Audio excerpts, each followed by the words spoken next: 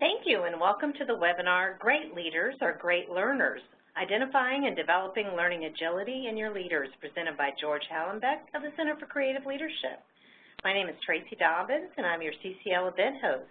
If you're just getting to know us, CCL is a top 10 ranked provider of executive education globally.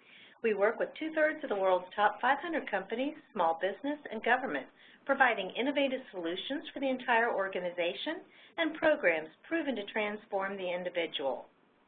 Today's webinar is our 6th topic in our New Thought Leadership series, Future Fluency.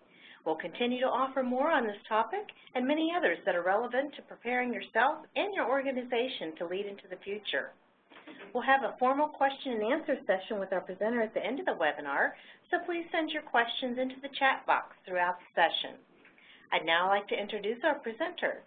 George Hallenbeck is the Director of Commercialization at the Center for Creative Leadership, where he leads an innovative platform called All Access Leadership, focused on enhancing, reimagining, and creating product offerings that empower and enable clients to deliver and experience CCL's intellectual property in ways that match their needs and strategies. He has authored or co-authored 8 books, including Learning Agility, Unlock the Lessons of Experience, and Compass, your guide for leadership development and coaching. George earned a BA in psychology from Colby College and an MS and PhD in industrial and organizational psychology from Colorado State University. Welcome, George. Thank you, Tracy, and thank you everyone for attending today. Very excited to share with you some of CCL's knowledge on learning agility. It's something we've been studying for decades, so hopefully you can walk away with some good insights today that will help you with identifying and developing it in your leaders. So going to cover 4 critical questions today. So as I mentioned, we've been studying learning agility and applying it for over 30 years right now. And so this all goes back to a landmark study called the Lessons of Experience. And so since that time, particularly within the last decade, so there's been a lot of buzz about learning agility. But in some cases, our collective knowledge and understanding of what it is, what it isn't, how best to apply it hasn't fully caught up yet. So I really wanted to deal with some of the basic and fundamental questions today. So you can see those here. And one of the trademarks of people who are learning Agile is they don't always necessarily take conventional approaches to things. So I'm not going to deal with those questions in order as you think I might otherwise normally do. So we're actually going to start with identifying learning agility, and then we'll kind of back into a bit some more of what it actually is from a behavioral standpoint. So, but this is definitely the ground that we'll seek to cover today. Before really getting into the topic of learning agility, I actually want to pull back a little bit and just take a look at the broader context and address the so what. So using the chat window, if you could just take a moment and just indicating which of the bold words for each of these choices, just identify the specific challenge that is the biggest challenge facing your organization at this time, and just respond with the 1 or 2 words in bold. And we'll start to see those come in. So I see rapid change or culture, et cetera. We'll just take about 20 or 30 seconds for those to come in, start to see if we see any patterns. So right now, looks like a mix of culture, innovation, and change. We'll tally everything up after the fact. I haven't seen change fatigue in there. Yes, because change is now continuous and ever-growing in scope. And so, yep, rapid change, new markets. So good. Looks like we've got a little bit of everything, but change and culture, yeah, those definitely seem to be coming out the 1 and 2. But like I said, we'll tabulate that all lately. And so we'll be using the chat box a couple more times. We'll do a couple other polls. And as Tracy mentioned too, as you have questions, just please enter those into the chat, and we'll save some time at the end to deal with those. So something that all of those challenges have in common is there are by no means easy solutions to any of those problems, and even the problems themselves can be very difficult to define.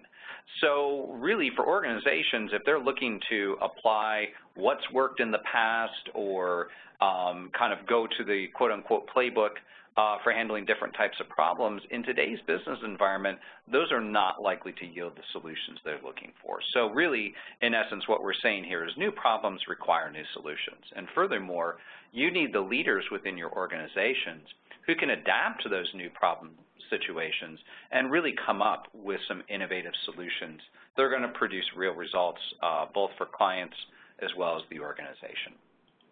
So talking recently, we polled a number of business leaders globally, this was about a year ago, and asked them to share with us what are 3 leadership competencies that are really going to be in high demand in the future to really help drive success for your organization. And so you can see with this challenging, ever-changing, increasingly complex business environment, there is that need for agility, adaptability, flexibility, speed. That came out on top in our poll, and that's also closely followed by innovation and creativity. So really there's a picture emerging here, is that organizations are looking for leaders who can excel in the realm of the new and different, and also do so in a manner that's characterized by nimbleness and speed. These are the people who can just parachute into new situations that are fuzzy, complex, dynamic, high risk, and yet they're able then to come up with solutions that work. So the good news is you do have people in your organization right now who have these capabilities, and really at the heart of it are people who are learning Agile. They're truly at their best when they're in their element, and they're coming up with new solutions when faced with new and challenging situations. And we'll get into the specifics later on of how we define learning agility and different behaviors that distinguish that. But for right now, I'm going to give you this definition as a more informal definition, but I really think in a lot of ways it tells you everything to know. That when it comes down to it, learning Agile people excel at knowing what to do when they don't know what to do.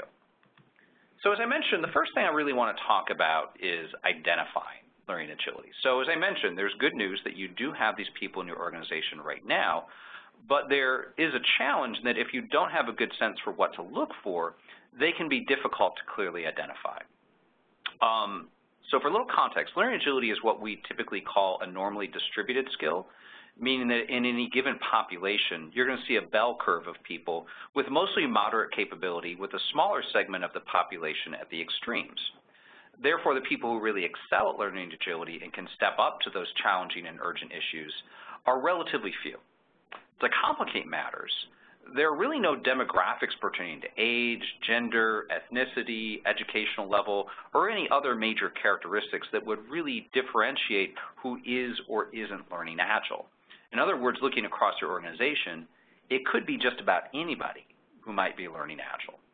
So now there are some valid tools on the market that can tell you with some accuracy whether or not someone might be learning Agile, but those measurements can certainly help to refine your search, but I urge you to be cautious and not really be solely dependent on them. From our experience, we really feel that learning agility is best understood and identified by primarily using your eyes, followed by some intuition, and then really using measurement as a finishing touch. So as a beginning point to spotting learning agility and really understanding what differentiates people with this skill, we want to help you to focus on really understanding and seeing what they do in situations where they're faced with new opportunities for learning. So I'm going to engage in sharing a couple stories here, which should help to highlight some of the differences that we see in learning Agile people and help you to identify them more quickly and easily. So I'm going to introduce you to 2 individuals. These are, excuse me, Victor and Anna. And so they're going to illustrate how in certain situations, excuse me, my throat's just getting a little dry here. Excuse me. How in some situations we can have a shared experience with our colleagues, but we can actually walk away with very different lessons learned from that. Some people are going to go through that situation and really experience really altering lessons and huge takeaways. Some people are going to go through that and just kind of check the box on the experience. So we're going to introduce you to Victor and Anna and then tell you about the shared experience they had and what each of them learned from it. So here first is Victor. You can see, I've got some bullet points here. that kind of call out his bio, and so I'll allow you to take that in for a second. But clearly someone who's a rising star, really moving through the ranks in engineering, and eager to develop more skill and capability in that area. And here's Anna. Can see from her background and experience a little more diversity in terms of her approach. Has some varied background in both sales, marketing, and finance, and also has had some international experience to round things out, and is also looking for more. So there's this experience then that Victor and Anna have both had where they've been part of the same group that has been working on developing a new product for their organization. Organization's a little bit behind in terms of innovation, so they're hoping that this product kind of puts them back on the map. And as high performers within their organization, both Victor and Anna have been selected to be a part of this elite team. And after a year, through some trials and tribulations, they've come out on the other side of this and succeeded in launching this new product, which has met through some initial success. And so this is a bit of what each of them has captured from this experience. So let's start with Victor. We can see that through this experience, he's learned some things about doing his job. He's learned some things about working with others, and kind of highlighted some of the aha type of takeaways that he's had from this experience. Now let's contrast that with Anna. So all the things that you saw on that previous slide that Victor learned, Anna has learned those, but in addition, here are some additional takeaways that Anna has had from her experience. So you can not only see that she learned additional things about doing her job and working with others, but she's added a whole new category of things that she's learned about herself from that experience. So again, same experience, two top performers, but in this case, Anna has learned considerably more in terms of the depth and breadth of her learnings compared to Victor. So I might have you just pause for a second and reflect, what exactly is happening in this situation? Why is it that Victor and Anna have kind of walked away with a qualitative different learning experience? And what might be some of the implications of that, particularly in terms of what types of challenges or assignments we might call upon each of them to tackle in the future? If you care to, you can go ahead and enter some of those things into the chat, but for right now, I'm just going to kind of move on to explain a little bit from the perspective of our research, give you a view into what's happened with each of them. So what I'm going to share in the next slides is sort of a chronology of each of their learning experiences. And I'm going to start with Anna. And I'm just going to sort of do a little build here, and I'm not going to say anything while I'm doing it, and then I'm going to go back through it again and narrate it a little bit. So here's kind of a timeline of Anna's learning experience.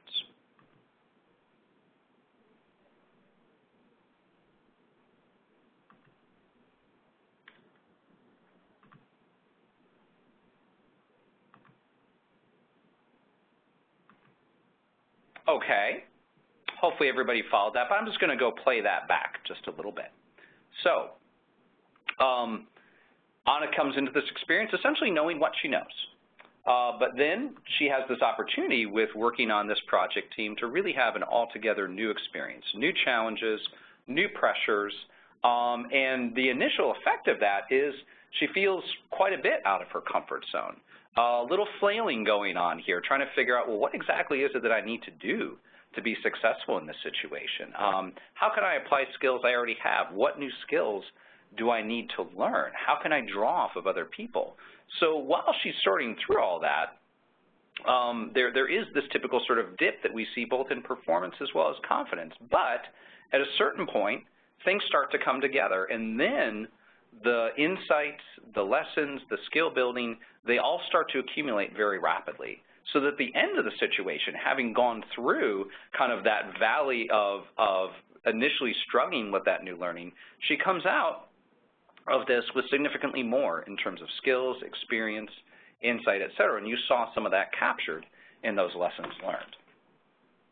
Now, let's contrast that with what we would have seen happen in Victor's situation. So again, he comes into that situation very similar to Anna, knowing what he knows, comfortable with his knowledge and experience, but when he encounters that initial dip that says, whoa, this might be a little bit more than I bargained for here, there's definitely some new things going on here I have to adjust to, his choice is to say, you know what, I'm going to kind of steer clear here, and I'm just really going to kind of stick to what I know has worked for me in the past, really kind of play to my strengths.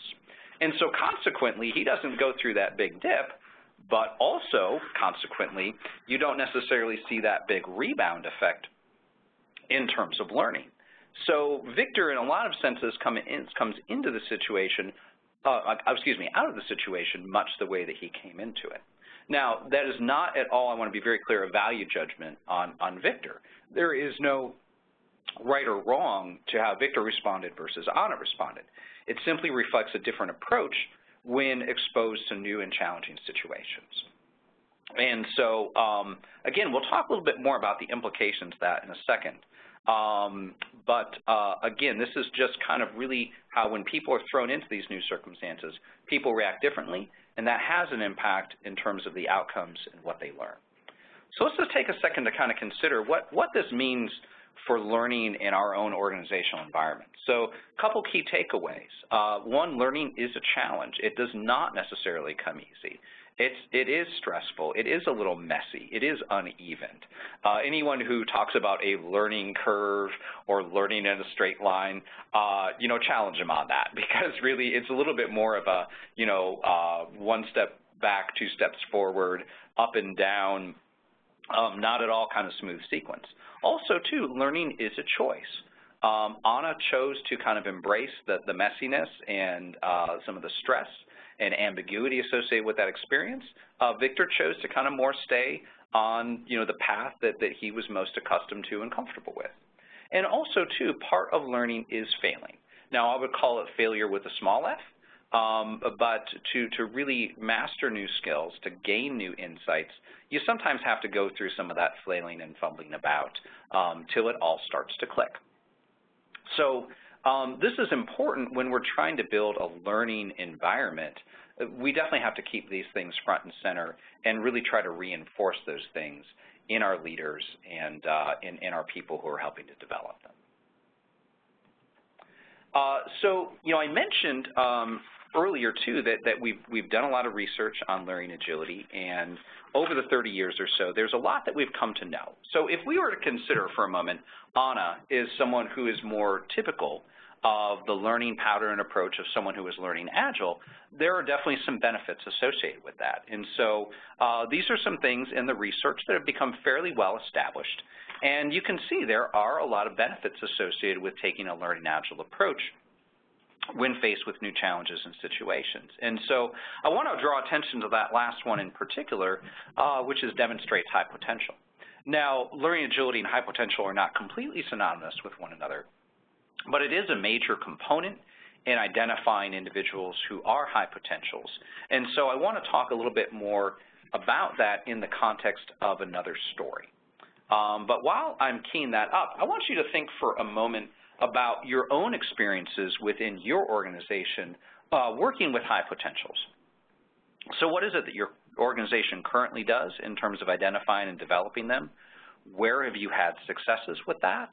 And also, if you could enter this into the chat window, we're also really curious to know about what challenges that you've had with really helping to identify and nurture high potentials in your organization. It's something that a lot of clients talk to us about, and very much like to know what your own experience has been with that. I won't comment on that for now, but while I'm going through this next story, I appreciate you just kind of entering in a little bit of your own experiences there so we can better understand what your organization is dealing with and look for some themes and patterns. So I'm going to go on now to talk about another story. And this has to do really with those situations where, despite our efforts to really work hard on getting the identification of potential right, we don't always get it right. Sometimes we're going to run into what we call false positives. Individuals who, based on their track record, up to now in the organization have performed phenomenally, and a lot is sort of expected and anticipated from them, but all of a sudden they get put into a situation, a circumstance, where all of a sudden that same kind of dazzling performance and capability doesn't show up. And in a lot of cases, we're kind of left scratching our heads, wondering why, what happened here? How did we or they, get it wrong? And those are very, of course, unfortunate circumstances. Sometimes they can be difficult both for the individual as well as those, really kind of invested in hers or her potential involved to kind of bounce back from. But I want to kind of provide a little further illustration using Victor and Anna as an example of how at times, again, despite our best efforts, sometimes we can get things a little bit mixed up in terms of identifying really what talent is really best suited to what types of situations. And again, that has a lot to do with how we approach learning. So let me provide a little bit more illustration on that. So we're going to talk about generally two characteristics of talent. One we will call high professionals and the other high potentials. And on the surface, they actually show quite a few similarities. They are both, objectively high performers. They show a strong dedication to learning. They are rare finds. Neither the Victors or the Annas are easy to come by, and we feel very rewarded when we do. And they both show a tendency towards a high degree of self-awareness and results orientation, which are good skills in and of themselves to have. But there are, if we start to peer a little closer, there are some nuances that really help to distinguish them from one another. So just focusing first on the high professionals, we can see that they have some things that are really, they're strongly oriented towards in terms of seeking depth, really taking to existing solutions and seeing how we can further refine and improve upon those. That when kind of put on the spot, their tendency is to kind of really go to their knowledge and their expertise. They might, respond to a question for input with a "we should," and also too, what really kind of engages them is those opportunities for status and recognition. By contrast, we can see with high potentials, and again, individuals with a little bit more of a learning agile orientation, they really thrive in situations where they have that opportunity to kind of really tilt at windmills a little bit, embrace the unknown, create new solutions. They just love the opportunity doing something they haven't done before and which is relatively novel and unfamiliar with them. They actually sort of enjoy that dip that comes with the learning experience. They kind of revel in that. I mean, it's still scary and uncomfortable, but they know that's their signal to them that they're learning. And also, too, when put on the spot, they're going to kind of go a little bit more with their gut and have that more of that willingness to say, hey, let's try something new here. So more of what if we type of statements. So hopefully that kind of gives you a little bit of a feel, again, just characteristics that differentiate. And I also want to make the point, these are characteristics. They are by no means, there are times when people who are true blue high professionals are going to be in certain situations where they're really excited about creating new solutions. And likewise, you are going to find high potentials who might at various times really invest themselves in seeking depth on a particular area where they really know that they need to have that expertise. So this is not all or one, either or, anything like that. But just think of these as more reliable characteristics to help differentiate these crowds. So to kind of go a little bit deeper into really what might be behind that, let's go back to this issue of learning. So with individuals such as Victor, who are kind of more of that high professional type of individual, their investment in learning, their passion for learning is typically more oriented towards mastery. And so they are drawn more typically, again, to problems that are clearly defined, where there's some starting point of some fairly clear facts to work with, where there is often sort of a best or right solution, and where the solution to the problem really helps to answer a question that was out there previously. Again, by contrast, and characteristically, with individuals who have more of an agile orientation, they are drawn to those problems that are fuzzy in nature, where there might be a relative dearth of facts, where there are many possible solutions, and just as many new questions are generated by those as are answers. So hopefully just kind of doing this side by side kind of gives you a better sense for how you might tease out some of those differences between these two, again, very valuable types of talents. And I also want to make another point of emphasis. You need both. There is no organization that can really thrive without having both of these. But if you're not identifying them correctly, putting them into the right sort of circumstances that will really favor their learning styles, then you might be doing both them and yourself some disservice. So that's why it's important to differentiate. I'll give you one more tip for telling these two apart, and that is kind of to reveal kind of what some of these icons are at the bottom. Talking with my colleagues one day, we kind of came up with a little comparative device, is to say that you can typically tell high professionals by the number of plaques they have on their wall, and you can tell high potentials by the number of stamps they have on their passport. So hopefully that's a takeaway you can have with you today. So I think everybody knows that colleague that every time you step into his or her office, it seems like there's yet another commendation up on the wall, as well as those where you find yourself asking, where in the world is so-and-so? And how many frequent flyer miles have they racked up this time?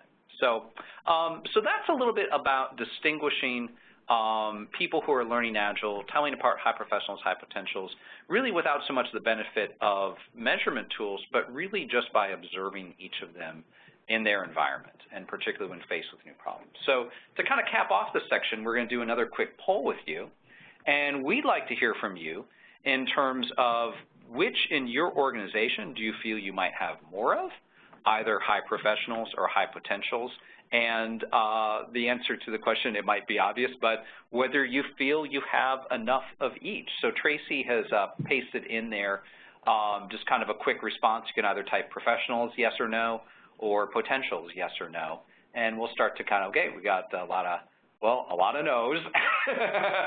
That much we've got. It looks like the high professionals are kind of breaking out in the early lead here. Oh, we got some high potentials too.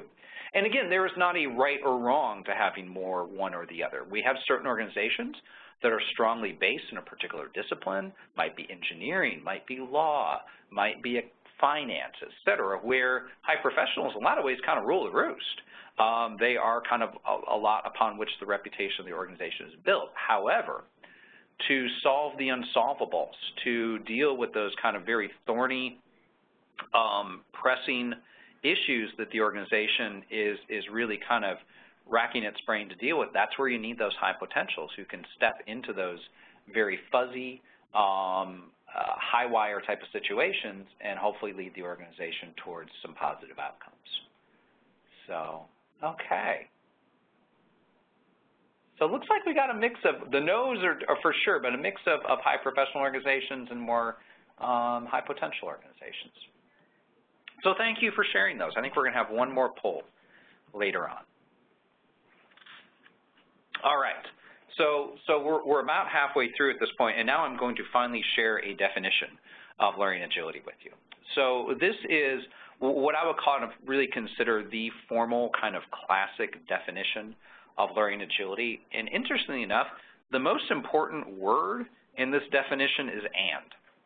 All right, so let me put the emphasis point here. So the ability and willingness to learn from experience and subsequently apply that learning to perform successfully under new or first-time conditions. So that's kind of making the point that this is really, learning agility is complex. There's definitely a behavioral element to that. We're going to dive into that in just a moment. But there's also aspects to it that really you've got to have the will and the desire to learn from experience. You know, remember we said learning is a choice. So looking at Anna's experience, that's not for everybody, all right? So you really have to be willing to kind of go through the stress and strain of learning to really get the most out of it. And then learning agility is also really kind of defined not just by what people learn from their experience, but then the ability to apply that when faced with new challenges. So it's the learning in of itself is not sufficient. It's the application of that learning that really makes it learning agility. So this is how CCL, over the course of our research and our experience teaching this and applying it with leaders, how we've come to define learning agility in terms of a model of behaviors. So there are 4 components to this: seeking, sense-making, internalizing, and applying. On the surface, they kind of appear somewhat linearly, but in reality, they don't necessarily occur that way. These can kind of all sort of happen all at once. in a lot of situations. But for the sake of kind of understanding it and explaining it more clearly, we've identified it into these kind of 4 specific buckets of behaviors. So I'm going to walk through each of these somewhat quickly because we're going to kind of continue to touch upon them in a few other different ways throughout the remainder of the next 20 minutes or so. So the first component is seeking. And this is really the willingness of individuals to just really jump headlong into learning situations. This isn't sticking your toe in the water. This is diving straight in, and with excitement. That unknown, the new, the chance to become somebody different through my experience is something that is really attractive and intriguing to individuals who are learning agility. So they don't just accept new challenges, they will often go proactively seek them out. And that's something that's important from an organizational standpoint, that once you've identified these people, you kind of need to be attuned to that as often as not, they're going to come to you saying, hey, I need this new challenge. I need to kind of add this to my portfolio of experiences. And if those needs aren't met, that might, be somewhat detrimental to their engagement as well as their continued growth and learning.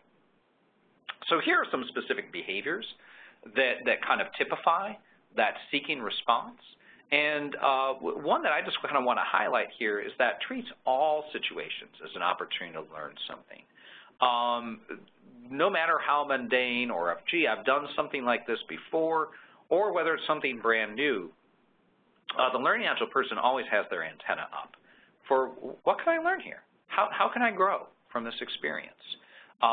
So again, it's that very active seeking to grow and develop and engage themselves in new things. Next, we have sense-making. This is, to me, I think my most intriguing aspect of learning agility and sort of the very active and exciting part of the process. This is where people, they've dove in now, and now they kind of have to start to make sense of things. What is exactly going on here? What are the keys to success? How does that match up with the skills I'm bringing into the situation? Hey, what's that person over there doing? Hey, I'm trying this new. How is that turning out? How do I have to make adjustments? On and on and on. These individuals just have a litany of questions going off in their head, all designed to try to help orient them to that situation, to kind of get as quickly as they can through that downward slope in the learning curve and start climbing up that slope of learning. And so one thing that I want to highlight too is that it's not an insular process. These individuals are paying as much attention to other people as they are to themselves and their own experience. And there's a real humility streak that goes with a lot of learning agile people where they're astute enough to recognize they don't have all the answers and that they're not going to come into a situation knowing everything they need to know. So they're often as keen to seek that out from other people than they are to kind of come up with answers themselves. All right, moving on to internalizing. This is kind of a contrast to sense making, and this is kind of where the process gets a little quieter. This is kind of where the dust settles on the experience, and the individuals really look internally to really understand, hey, what is it that I can learn from this? One of my mentors, Mike Lombardo, he's somewhat famous for saying that learning agile people seek to wrest meaning from their experience. They try to extract, the marrow from that experience to really see what it is that it can teach them. And so they reflect deeply, they seek feedback, and the learning doesn't end with the experience. They're off to go back and reflect on things even months, years later, and often even come up with new insights as time passes. And so the door to learning is always open, even after an experience has ended. And also, again, they can deal with the tough stuff. Some of the most potent learning comes from some of our worst experiences, the failures with a big F sometime, or just the huge setbacks, or other types of kind of what we call hardship experiences. Despite the pain associated with those, learning agile people take those straight on. They take accountability. They really try to seek, hey, what is it that I could have done differently? How can I grow from this experience versus engage in blaming and excuse making and this and that? They really face up to the experience, which is hard. And finally, we have applying. This is really where it all comes together. And so this is kind of taking all the benefit of the earlier phases of seeking, sense making, and internalizing, and putting it to work to help individuals out in those new and challenging situations that they face. So again, something that's characteristic of learning agile people is someone told me once that in order to connect dots, you got to collect dots. So learning agile people do a lot of dot collecting. And because of the diversity and number of dots that they've collected, oftentimes they've got an ability to put things together in fairly unique ways that might not at all seem intuitively obvious. You know, I think a learning agile person was the first person to come up with, you know, dipping their fry into like a Wendy's Frosty or something like that. You know, that probably didn't seem like a good idea at first, but lo and behold, anyone who's ever tried it, it works. And so, so again, they can do those kind of mashups, very novel type of solutions, because they have so much diversity in their experience to draw from. So, all right. So just as I kind of put together those things that the organization needs to take into account when it comes to the principles of learning, here are some takeaways when it comes to developing learning agility. It's a life skill. I'm going to talk a little bit more about experience in just a moment, but learning agility and experience are intertwined. And it's an experience that carries throughout all aspects of your life. And that goes just as much as that people who are learning agile in the work environment are just as much often learning agile in their personal lives. And just as, you know, Anna is learning from her experiences at work, she is also learning from her experiences with family, friends, community, and so on. So there's a lot of traversing back and forth between these realms. And it's something, too, that learning agile people, when they self-describe, you know, hardly anyone says, oh, I'm learning agile. They'll say, look, I'm a lifelong learner. Or I'm a work in progress. That's more often how they self-describe. And so, again, this is something that they are always working on. It can be learned. It is I would say, a moderate to moderately difficult task or skill to learn, in part because it involves that willingness part, that courage sometimes that's involved to go through the stress and strain of a learning experience. Anybody can learn it. Now, someone who is really has that mastery orientation down pat, that's really their go-to. It might not be realistic to expect them, nor even would we necessarily want them to invest all of the time and effort that it might take to become also highly learning agile.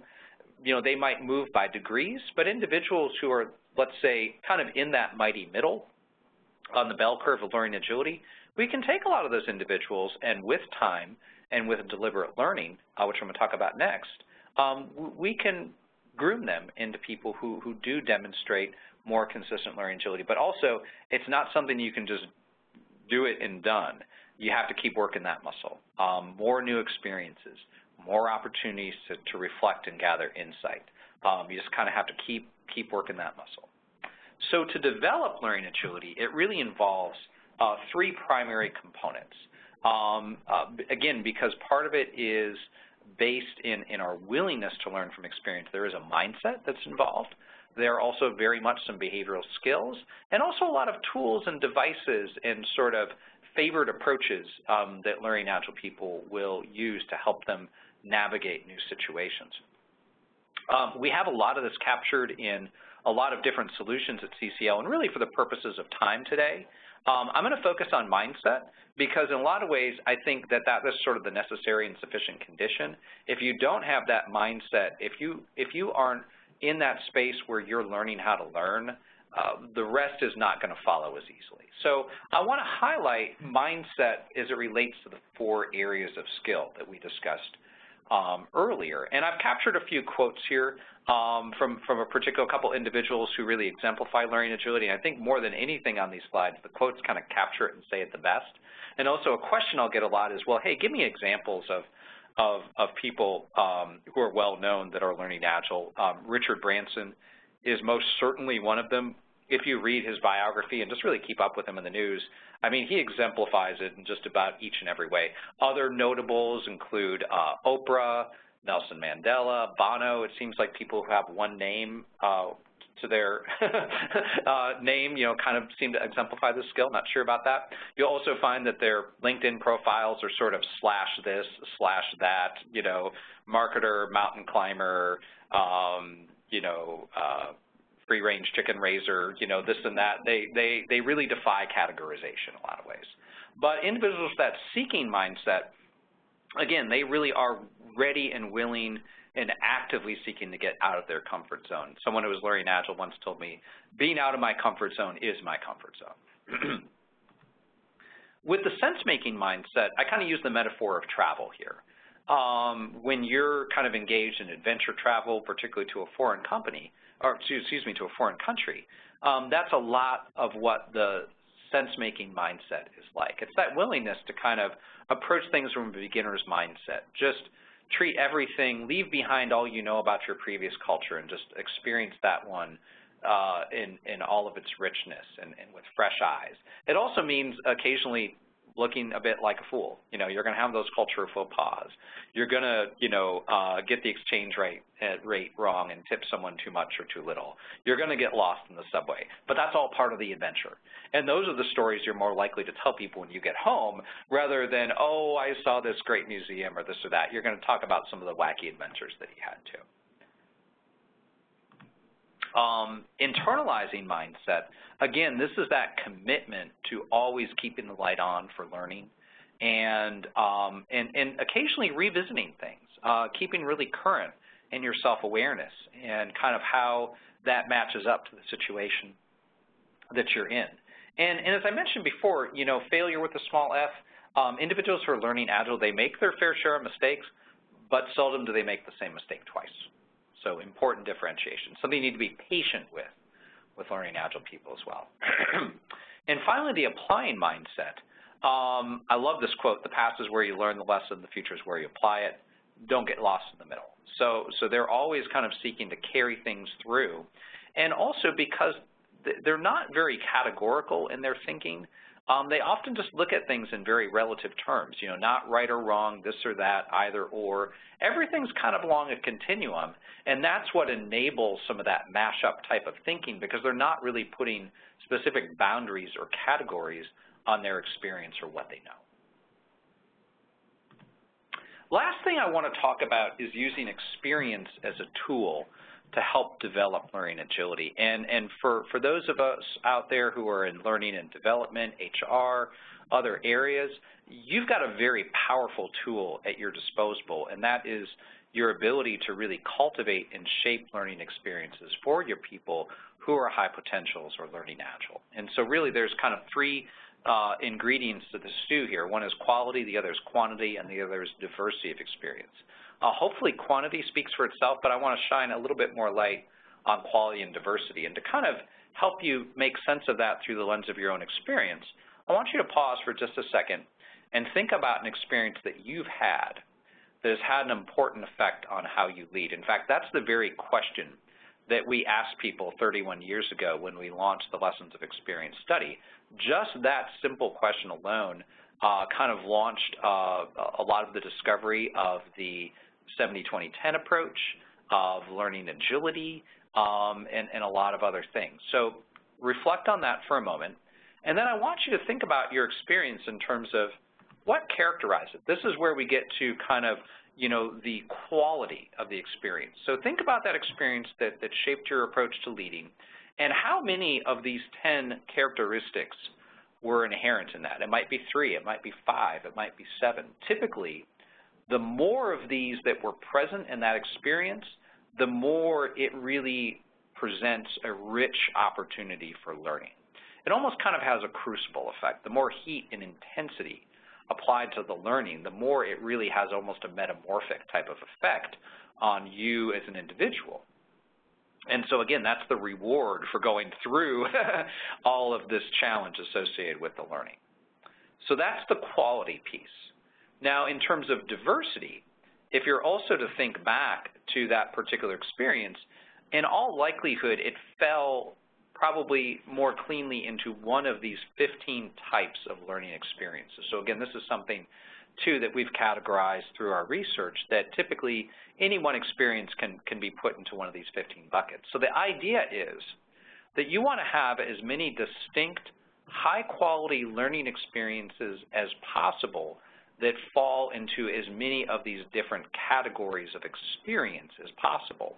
And so they might not be doing it quite so explicitly, but learning agile people are essentially motivated to do that. They want to collect as many dots in as many different categories as possible and have each of those represent a very rich and meaningful learning experience. So let's go back one more time to Victor and Anna. Say we were to follow them over the same, let's say, 3 to 5 year period and chronicle each of their learning experiences. So each learning experience sort of represents a dot. And so we can see that, Anna's got, by comparison, more dots that are fully colored in, indicating a more high-quality experience. And she even has dots in different categories. She has a set of red dots as compared to Victor. And you can also then see that these dots begin to connect with one another. And also, we didn't want to get too messy with the thing here. Think of those also individual color categories being connected with each other as well. So think about it. When Anna steps into a new experience, she is carrying all of these dots with her and the web of learning that connects them together. And that is a very powerful tool for her to ascertain, hey, what's going on here and what can I apply from my past experience to help me get through this new challenge that I'm facing. By comparison, Victor has less. Again, that's not a right or wrong or judgment on Victor, but that's also a sign to say, hey, let's put Victor into those situations where it's going to draw very directly from his knowledge and experience and where he is absolutely playing to the strengths of his expertise, his knowledge, his ability to get it right, versus, boy, we don't know and nobody knows, but someone like Anna has got a shot at figuring it out. She can wade through that ambiguity and use all those collective dots to try to get her to navigate through that experience. So I'm going to get over to Q&A in just a moment here, but also just want to pause to have you reflect on what you've learned from what's been shared so far, what might be the implications for your organization, and also just think in terms of your own learning and development. I hope as I went through some of the things with the 4 categories of seeking, sense-making, internalizing, and applying, you're reflecting a bit back on yourself and perhaps which of those behaviors you engage in or don't engage in. How might you go out and acquire some experiences that will help you to develop and become more learning agile? So we are going to shift it over to some Q&A right now. Hopefully you all have been feeding some of those in right now. Now, again, as I mentioned at the start, I would urge you to stick around, and in part because, again, I really think the questions sometimes really bring out new learning for everybody, self-included. And also, I do just want to share one more little piece of information for you at the end that hopefully kind of puts a cap on our time together. So I'm going to kind of turn it over to Tracy here for a second, and she's going to share a few questions with me, and over the next 5 to 7 minutes or so, I will do my best to respond to those. Thank you. We'll start with Mike's question about do learning agile people have a lower fear of failure generally? I can't answer that for certain, only because that's something that hasn't necessarily been, to my knowledge, tested as an independent variable per se. But there is one personality trait that does tend to distinguish learning agile people, and that is typically the trait known as openness to experience. And so that people, typically know that new experiences, bring change, bring difficulty, bring some measure of failure. So I don't know if it's so much to say that they have a lower fear, but they're able to cope with it, and because they've dealt with it before, perhaps they have confidence in their ability to deal with failure. I mean, failure is it affects everybody. It's not like you don't feel it. But it's kind of that old. It's how you react to it, and I think that's kind of what distinguishes learning agile people. And note from Patricia, curious about developing the skill set and tools, the 2 areas that you didn't have a chance to go deep in. Yeah. Well, again, as far as developing the skill set, experiences in and of themselves are the best way to develop learning agility. And so what I encourage, whether it's for yourself or whether you are actively seeking to engage someone in a learning experience, is to use the experience itself as a learning ground, to kind of come into it knowing, hey, here's maybe some learning agile behaviors I'm really trying to work on, recognizing how the new challenging situation might bring about a demand for those, and really being very conscious in, as you go through the experience, what types of insights, what types of experience you're gaining to help you to develop that particular skill. And so a useful device is to kind of stop and kind of pull over to the side of the road every once in a while and to kind of ask yourself things like, okay, well, so how's the situation going? How am I approaching things? Why am I approaching them that way? What are the outcomes associated with that? What might I do differently? What am I actually learning? How am I growing and developing, and so on? And there's a new white paper that Laura Santana, one of our faculty at CCL, have just launched, and in there, in one of the sidebars, we highlight some of those questions that can really be asked of yourself or others to really help to uncover and surface the new learning that's going on in a new situation. And then an example of a tool is just, again, sort of having some mnemonics in terms of question answering. So again, people who are learning Agile are very quick to ask, kind of why, what, and how, and what if types of questions and situations. So if you can kind of have those, on a stuck in your wallet or something like that, on a sticky note or something like that, just having those little tools that will help act as cues to you when you enter a new situation to be able to engage in some of those learning Agile behaviors. And again, in our, particularly in the Unlocking the Lessons of Experience book, I really go in depth into those, both the skill set and the tool set. Okay.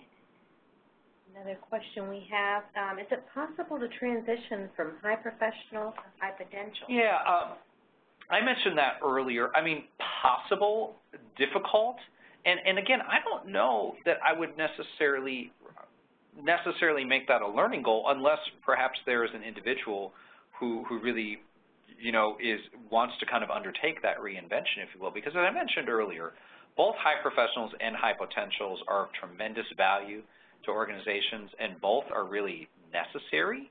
And so my typical prescription is to kind of keep them on the path that they're on. Now, there are people in the middle of that who are neither particularly distinguished by either they're high performers, but they're maybe not highly driven towards either a mastery or a learn and Agile orientation. Those are individuals who might have a little bit more of a choice point, but given that they're more likely more in the middle in terms of their learning agility, I would say by all means, if they are motivated and you really see, as I would call, their potential for potential, then I would go ahead and invest the time in helping them to develop their learning agility, but kind of making that switch from kind of in the 9 box, the way we typically think about it, upper left being high professional to upper right being high potential. I don't necessarily know that that's a shift that you either really need or necessarily want to make. But that's up to the individual in the organization to determine ultimately. Do you have any suggestions for providing training for cohorts that are a mix of high professional and high potential? That's a really good question. Well, I think the good news is they're both going to be learning from the experience. And again, I think the high professionals are going to be kind of adding, if you will, to the kind of considerable pile in particular areas, domains of expertise, versus the learning Agile people are going to be looking to take it in new directions. So my recommendation, just immediately from hearing that question, is to really emphasize both of them kind of nailing down those takeaways, but then also for the high professional saying, well, how can you apply this back to your day-to-day of being a subject matter expert in a particular area? And for the high potential saying, hey, how might you carry this forward into some new challenge that you might be facing? Or where does this take you next? So it's a focus on learning for both, but taking it in different directions. Maybe one more? Yeah, I think we have time for one more. Are hypos the only ones to be considered for succession planning, or can we include high professionals? Oh, great question. The answer is both. Because again, if you're looking at more straight kind of vertical functional succession planning, you know, within various disciplines in the organization, then absolutely your high professionals are going to be a major focus of that. The career paths of high potentials and, again, learning agile people really are kind of more of a zigzag. And so often, again, it's maybe looking for what's missing in their experience. And oftentimes, too, learning agile people are less motivated by upward advancement and titles per se. It's really more about the experience and the learning that goes with it. Remember, again, it's the stamps on the passport versus the plaques on the wall. So it's kind of more tangible kind of success outcomes sometimes that are more appealing and motivating for high professionals. And really it's more about, hey, here's the chance to grow and develop and broaden for the high potential. But yes, you really want to factor both into succession planning. It's not an either or. I think we have time for one last question from Caitlin. The 15 buckets of learning experiences, is there a resource on how to best come out strong on the other end of each one? Yeah, there's a great, one of my favorite CCL tools is the Experience Explorer. And that is a series of cards and exercises that can be both used individually as well as in groups or one-on-one, coach to coachee, to really help people make sense of their experience as well as plot out what experiences sort of might be missing from their career and life thus far. Great tool. So definitely encourage checking that out. Great. All right. Well, come close to our time here. All right. Well, I promised you one more thing on the end of this. It's nice. I can glance up, and I see that a number of people stayed, so thank you. Appreciate that. And thank you for putting up with my coughing fit earlier. I have no idea where that came from, but there's a first time for everything. And I wanted to share with you, I've never been here, but this was brought to my attention. I've heard a few stories in the media about this, but in Sweden, in Oslo, I believe, there is the, or no, I'm sorry, what's the capital of Sweden? Oh gosh, I'm going to forget now. Stockholm, that's it, Stockholm, Sweden. There is the Museum of Failure. And so this was started by someone who worked in innovation in an organization in Scandinavia and was kind of sick of the organization repeating its mistakes over and over. So he decided, hey, I'm going to create this Museum of Failure where I'm going to put on display all of these great failures, mostly in products, mostly in tech-driven products. Think Google Glass and the like, so that people might learn from them. And so again, I think this is a great example of embracing failure and really leveraging it for its learning potential. But what I particularly want to draw your attention to is in the middle of the picture there, you can see something sort of in white on the window, and so I'm going to blow this up for you. And so it says there that learning is the only way to turn failure into success. And so I just really like that quote. I think it captures a lot. I think it's very profound. And I think it really speaks to, again, one of those mindsets that really helps to distinguish learning agile people. So that was just the little thing that I wanted to leave you with in signing off. And again, thank you for your questions. Thank you for your engagement. Thanks for putting up with my coughing fit. And I had a lot of fun sharing things with you. Check out our white paper and just some of the other resources we have to share, and always on hand for anyone who wants to reach out for more information. Well, thank you, George, for sharing our latest research on identifying and developing learning agility in leaders. This will conclude our program, but be on the lookout for a follow-up email tomorrow, which will include a link to the webinar recording, a new white paper, and other future Fluency resources. We hope you enjoyed the session today and will join us again for a future webinar. We'll stay online for a few more minutes, so if you have any more questions for George, feel free to send them into the chat box. As you exit the webinar, we hope you'll take a moment just to complete the evaluation we push out to you so we can continue to make these events well worth your time. You can also request that a CCL team member follow up with you. Again, thank you for joining us.